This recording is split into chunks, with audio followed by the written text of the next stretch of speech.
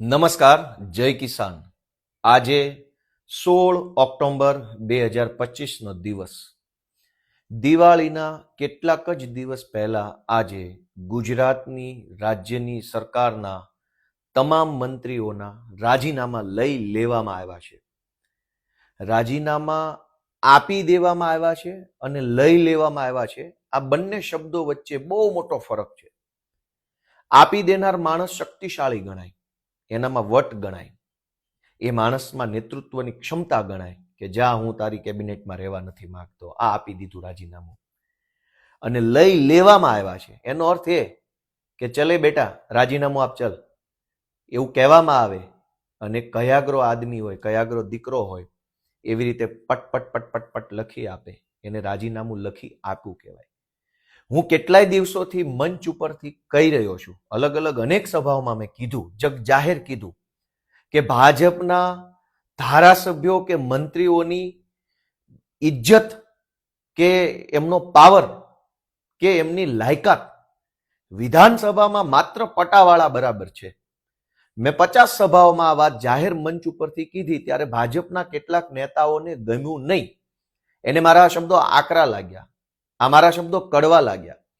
મેં તો ત્યાં સુધી કીધું કે પોતપોતાના તાલુકામાં કે જિલ્લામાં કે વિસ્તારમાં કે પોતપોતાની જ્ઞાતિમાં જે સિંહ બનીને ફરે છે, ટાઈગર બનીને ફરે છે, વિધાનસભામાં એ મીંદડી થઈ જાય છે, પટાવાળા બની જાય છે.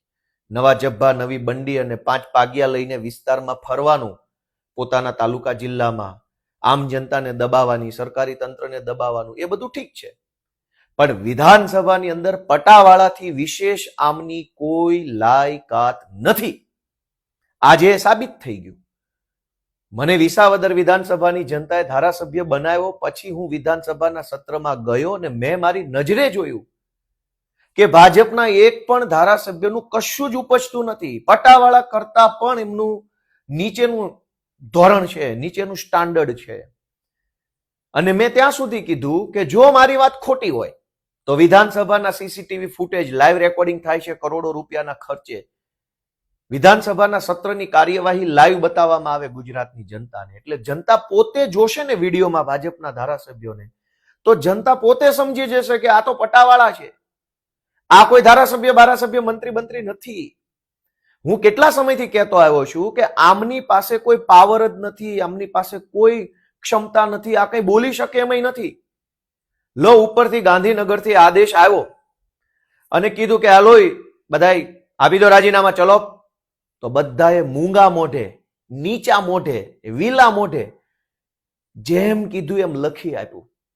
તો આ મંત્રીઓ જનતાનું શું કલ્યાણ કરવાના? પોતાનું કલ્યાણ નથી કરી શકે એમ.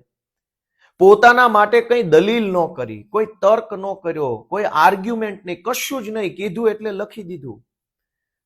તો કેટલા નિષ્ફળ માણસો છે આ બધા, અને કેટલા અસક્ષમ માણસો છે. તમે વિચારો કે ઉપરથી એક આદેશ આવ્યો ને બધાએ લખી દીધું. અને આપણે જનતા એમ આશા રાખીએ છીએ કૃષિ મંત્રી ખેડૂતોનું કલ્યાણ કરશે અને ગૃહમંત્રી ગુજરાતમાંથી કાયદો ને વ્યવસ્થાને દુરસ્ત કરી ગુંડા નાબૂદ કરશે, સહકાર મંત્રી સહકારી મંડળીનું મજબૂત કરશે નેટવર્ક. આપણને એવી આશા છે કે આ બધા પોતે પોતાનું કંઈ કરી શકે એમ નથી. દોસ્તો, આજે જે મંત્રીમંડળનું રાજીનામું લઈ લેવામાં આવ્યું છે એના ઉપરથી એક બીજી વાત ફલિત થાય છે કે આ લોકો નિષ્ફળ રહ્યા છે. આજે કઈ 20, 25, 50, 16 રામ જાણે જે આંકડો હોય તે, કેમ કે મંત્રી કોણ છે એ કોઈને ખબર નથી, તો કેટલા છે એ તો ક્યાંથી ખબર પડે? બધું લોલમ લોલ રામ ભરોસે તંત્ર છે. જેણે જેણે આજે રાજીનામું લખીને આપી દીધું કે ઉપરવાળાના આદેશ પ્રમાણે, એનો અર્થ એમ થયો કે ઉપરવાળાએ આ લોકોને મંત્રી બનાવ્યા ત્યારે એમની પાસેથી કંઈક કામ લેવાનું નક્કી કર્યું હશે. અને આ લોકો નિષ્ફળ ગયા છે, ફેલ ગયા છે, નકામ ગયા છે. હવે આવા નિષ્ફળ લોકો, જનતા તો કહેતી જ હતી કે સરકાર નિષ્ફળ છે, સરકાર કામ નથી કરતી, સરકાર આમ કરે છે, જનતા તો કહેતી જ હતી. જનતાએ તો કીધું, ખેડૂતો આંદોલનો કરી કરીને કહે છે કે ભાઈ સરકારમાં દમ નથી. જુવાનિયાઓ આંદોલન કરી કરીને કહે છે કે સરકારમાં કોઈ દમ નથી. સરકારી કર્મચારીઓ, આંગણવાડીની બહેનો, આશા વર્કર બહેનો, હોમગાર્ડ, પોલીસ વાળા કહે છે કે ભાઈ ગૃહમંત્રીમાં કોઈ દમ નથી. જનતા તો ગાય વગાડીને ગળા ફાડી ફાડીને કહેતી હતી કે આ સરકારમાં કોઈ દમ નથી, આ બોગસ છે, નિષ્ફળ છે, બધું જ છે. જનતા જે દિવસે આ લોકોને નિષ્ફળ કહેતી હતી ત્યારે ભાજપીય કડદા પાર્ટીની સરકારે પોલીસ મોકલીને બધાને દંડા મરાવ્યા. પણ આજ ગુજરાતના મુખ્યમંત્રી અને ભાજપીય કડદા પાર્ટીની સરકારે સ્વીકાર્યું કે આ એમના બધા મંત્રીઓ છે ને એ નિષ્ફળ માણસો છે, એ ફેલ ગયેલા માણસો છે, નાકામ માણસો છે, આમનામાં કોઈ કામ કરવાની ક્ષમતા આવડત કે કંઈ છે નહીં, આ બધા હાવ નિષ્ફળ માણસો છે, એવું સરકારે પોતે કબૂલી લીધું. તો અમે તો વર્ષો પહેલા કહેતા હતા કે આ નિષ્ફળ માણસો છે. તે દિવસે તમે અમને પોલીસના દંડા મરાવ્યા, એફઆઈઆરો કરાવડાવી, અને આજ મુખ્યમંત્રીએ પોતે કબૂલ્યું. દિલ્હીમાં બેઠેલા ભાજપીય કડદા પાર્ટીના જે કાંઈ વરિષ્ઠ નેતાઓ હોય એણે કબૂલ્યું, અને બંનેએ કબૂલ્યા નહીં, એણે સ્વીકાર્યું કે હા અમારી સરકાર નિષ્ફળ ગઈ છે, એટલે જ તો રાજીનામા લઈ લીધા. તો મારી પહેલી માંગણી એ છે કે આવા મંત્રી તરીકે નિષ્ફળ ગયેલા માણસને ધારાસભ્ય તરીકે રહેવા ન દેવા જોઈએ. મંત્રી પાસે તો વિશાળ સત્તા હોય, આખું મંત્રાલય હોય, સચિવાલય હોય, સચિવો, બધી બહુ મોટી સત્તા હોય. મંત્રી બન્યા પછી પણ જે વ્યક્તિ નિષ્ફળ ગયા હોય એ વ્યક્તિ ધારાસભ્ય તરીકે શું ઉકાળી દેવાના જનતાનું? મંત્રી બન્યા પછી જો ભલીવાર ના કરી શક્યા, સંતોષકારક કામ ન કરી શક્યા, તો હવે ધારાસભ્ય બનીને શું કરી લેવાના?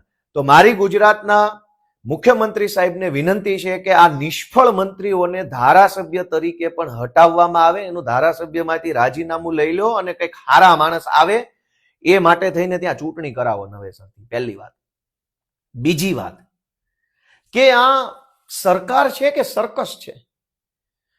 મંત્રી અને મુખ્યમંત્રીની ખુરશી જે છે એ તો બહુ જવાબદારી ભરી, બહુ મહત્વની જગ્યા છે. એને બદલે આ ભાજપીય કડદા પાર્ટીની સરકારે મુખ્યમંત્રી અને મંત્રીની ખુરશીને સંગીત ખુરશીની રમતમાં પરિવર્તન કરી નાખ્યું છે. જાણે સંગીત ખુરશી ચાલે છે. 1.5-2 વર્ષ થાય એટલે દિલ્હીથી તેડા આવે, દિલ્હીથી હુકમ આવે, દિલ્હી સલ્તનતમાં બેઠેલા જે કાંઈ પણ શહેનશાહો છે એનો એક હુકમ આવે કે ભાઈ ચાલો સંગીત ખુરશીની રમત પૂરી, આ લોકોને ઉઠાવો, બીજાને બેસાડો. આ તો ખેલ થઈ ગયો, સરકાર નથી, આ તો સર્કસ છે. આમાં જનતાની ભલાઈની વાત ક્યાં આવી? જે દિવસે આ લોકોને મંત્રી બનાવવામાં આવ્યા હતા તે દિવસે તો આમના બહુ ગુણગાન ગાવામાં આવ્યા હતા. ટીવીમાં, છાપામાં ભાજપીય કડદા પાર્ટીની સરકારના પ્રવક્તાઓ બહુ ગુણગાન ગાયા કે ફલાણા ભાઈમાં આ ક્ષમતા છે એટલે મંત્રી બનાવ્યા, ફલાણા ભાઈમાં પેલી ક્ષમતા છે એટલે મંત્રી બનાવ્યા, ફલાણા ભાઈ 1985 થી આમ કરતા હતા એટલે આમ બનાવ્યા, ઓલા ભાઈ 1976 થી આમ કરતા હતા એટલે આમ બનાવ્યા. આવા બહુ વખાણ કર્યા. તો બહુ વખાણ કરીને જેને મંત્રી બનાવ્યા એને હટાવ્યા શા માટે? નથી મંત્રીઓ કારણ પૂછતા, નથી સરકાર જનતાને કારણ આપતી. એનો અર્થ એવો થયો કે આ સરકાર નથી, આ સર્કસ છે. તમારે જનતાને જણાવવું જોઈએ. જેમ મંત્રી બન્યા ત્યારે તમે જણાવ્યું હતું ને કે આ મજબૂત ફલાણી જ્ઞાતિના કદાવર આગેવાન છે ને ફલાણી જ્ઞાતિના નેતા છે ને આમ છે ને તેમ છે ને એવું બધું જણાવો. તો કાઢ્યા ત્યારે શું કામ કાઢ્યા એ કેવું પડે. પણ આજે મંત્રીમંડળમાંથી રાજીનામું આપ્યા પછી મને એમ સમજાય છે કે ભાજપે ગુજરાતની જનતાના મતથી બનેલી સરકારને સર્કસ બનાવી દીધું છે. સંગીત ખુરશીની રમત છે. 1.5 વર્ષ તારો વારો, 1.5 વર્ષ બીજાનો વારો, એના પછી બીજાનો વારો, બધાને 2 પૈસા ભેગા કરી લેવાની વ્યવસ્થા કરી આપતા હોય એવું જણાય આવે છે. આ જે કઈ મંત્રીઓ હતા એ મંત્રીઓએ પોતાના ભાઈઓ, ભત્રીજાઓ, કાકાઓ, ફઈઓ, શાળાઓ, બનેવીઓ, જમાઈ, એમના બધા સગાવાલાને નાના મોટા સરકારી કોન્ટ્રાક્ટમાં, નોકરીઓમાં ગોઠવી દીધા હશે.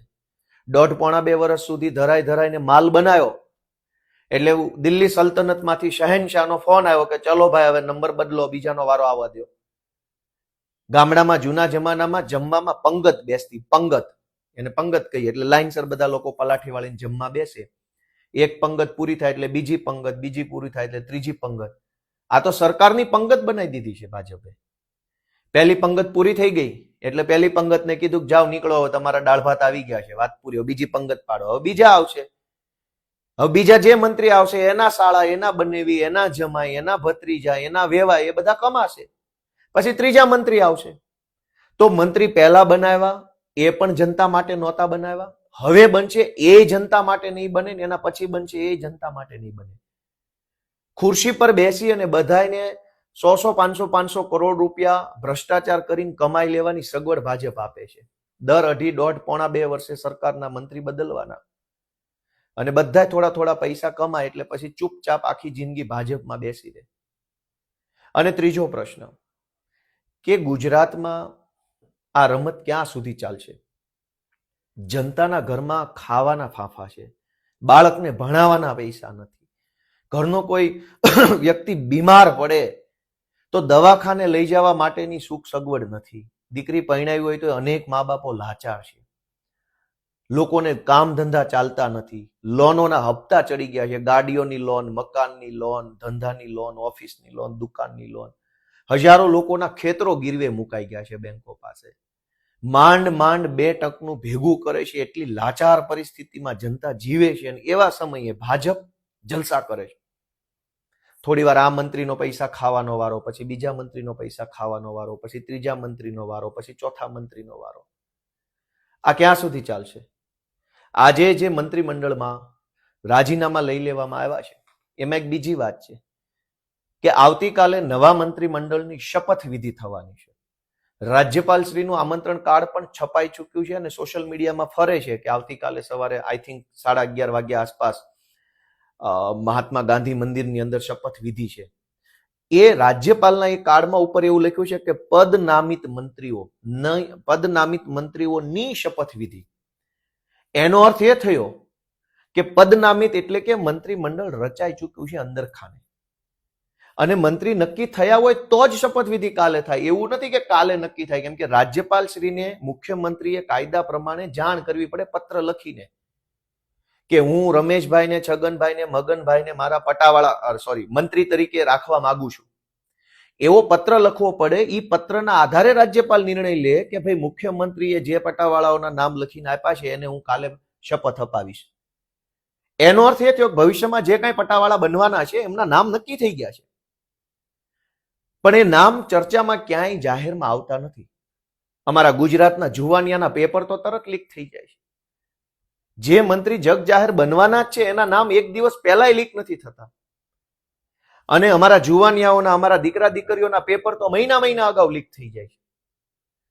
તમારા મંત્રીના નામ હજુ સુધી કોઈને કન્ફર્મ નામ મળતા નથી. તો તમારા કામમાં તમે આટલું ધ્યાન આપો છો તો જનતાના કામમાં ધ્યાન કેમ નથી આપતા? કેમ કે મંત્રી જે બનવાના છે એના નામ નક્કી ન થયા હોય ત્યાં સુધી રાજ્યપાલ પાસે માંગણી કેવી રીતે માંગી હોય? રાજ્યપાલ પાસે સમારોહ કરવાની માંગણી મૂકી હોય ત્યારે લખીને દેવું જ પડે. એમ તો ન કહેવાય કે કાલે મારો મૂડ છે કે હું 4 જુવાનિયાઓને શપથ લેવડાવવા માંગુ છું, કાલે તમે આવી જજો મહાત્મા મંદિર. એવું ના હોય. રાજ્યપાલને લખીને આપવું પડે કે આ રમેશ, છગન, મગન, ગગન જે કાંઈ હોય એને શપથ લેવાના છે, માટે તમે કાલે અહીંયા આ કાર્યક્રમ રાખવામાં ઈચ્છીએ છીએ. તો જ રાજ્યપાલ આવે. હવાઈ વાતોથી રાજ્યપાલને આવી શકે નહીં પ્રોટોકોલ પ્રમાણે. તો નામ નક્કી હોવા છતાંય ક્યાંય જાહેરમાં આવતા નથી. અને આપણા જુવાનિયાના પેપરો મહિના પહેલા ફૂટી જાય, જેને જોઈએ એને મળે. દોસ્તો, આ વ્યવસ્થા બદલવા માટે બધા થોડાક આગળ આવો. સંગીત ખુરશીની રમત બનાવી દીધી છે, સરકારનું સર્કસ કરી નાખ્યું છે. ધારાસભ્યો પટાવાળા જેવા થઈ ગયા, મંત્રીઓ પટાવાળા જેવા થઈ ગયા. આમાં આ ભાજપને મત આપવાનું કારણ ક્યાં વધ્યું? અને દોસ્તો, કહેવા જેવું તો ઘણું છે મારે. હવે જે નવા મંત્રી બનશે એ તો કોઈ કઈ પટાવાળાથી વધારે કામ નથી કરી શકવાના. શું કામ? કે આ લોકોને જે રીતે કાઢ્યા, અપમાનિત કરીને, ભૂંડે હાલ કાઢ્યા, કોઈને બોલવાય ના દીધું, એક શબ્દ બોલવા ના દીધું. બાપા મને શું કામ કાઢો છો? કાકા મારો શું ગુનો, શું વાક છે? કઈ દલીલ નહીં, કઈ નહીં, બસ નીકળો અહીંથી, જાઓ. તો નવા આવ્યા છે એની હેસિયત કે ઓકાત આટલી જ રહેવાની છે. કહેવા માટે મંત્રી, લાલ લાઈટ વાળી ગાડી, 4 ચોકીદાર, ડ્રાઈવર, પીએસસીએ, ડીએ બધું જ, પણ કામ પટાવાળાથી વધારે નથી કરવાનું. શું કામ? કે દિલ્હી સલ્તનતના શાહ શહેનશાહ જે છે એ જ સરકાર છે, બાકી બધા પટાવાળા છે. દોસ્તો, આ પટાવાળાની સરકાર છે. હું ગોપાલ ઇટાલિયા, તમારો દીકરો, 2 હાથ જોડીને વિનંતી કરું છું, મારી નહીં, તમારા પોતાના બાળકની ચિંતા કરો. તમારા બાળકને ભણવા માટે સારી બેન્ચ નથી મળતી, સારી વ્યવસ્થા નથી. આપણો ગરીબ મા બાપને દવાખાને લઈ ગયા, સરકારી હોસ્પિટલમાં સારી ખુરશી નથી બેસવા માટે દર્દીને. આપણને બસની અંદર એક સારી સીટ નથી મળતી, ને આ લોકોએ મંત્રીની ખુરશીઓને સંગીત ખુરશી બનાવી દીધી છે. એક વખત આનો વારો, એક વખત આનો વારો, એક વખત આનો વારો. બધાના ભાઈ ભત્રીજા, સાળા સાઢુ બનેવી, જમાઈ વેવાય બધા ધરાઈને પૈસા બનાવે એટલે બીજાનો વારો, ત્રીજાનો વારો, ચોથાનો વારો. આમાં જનતાનો વારો ક્યારે આવશે? હું તમારા દીકરા તરીકે બે હાથ જોડું છું કે સરકારનું સર્કસ થઈ ગયું છે, એને રોકો. મંત્રીની ખુરશી સંગીત ખુરશી બની ગઈ છે, એને રોકો. ધારાસભ્યોની ઓકાત પટાવાળા જેવી થઈ ગઈ છે, એને રોકો. આ ગુજરાતની અંદર ઘણું સારું થઈ શકે એમ છે, એ સારું કરવા માટે આગળ આવો. આપ સૌને બે હાથ જોડીને વિનંતી છે. જય જય ગરવી ગુજરાત, જય કિસાન.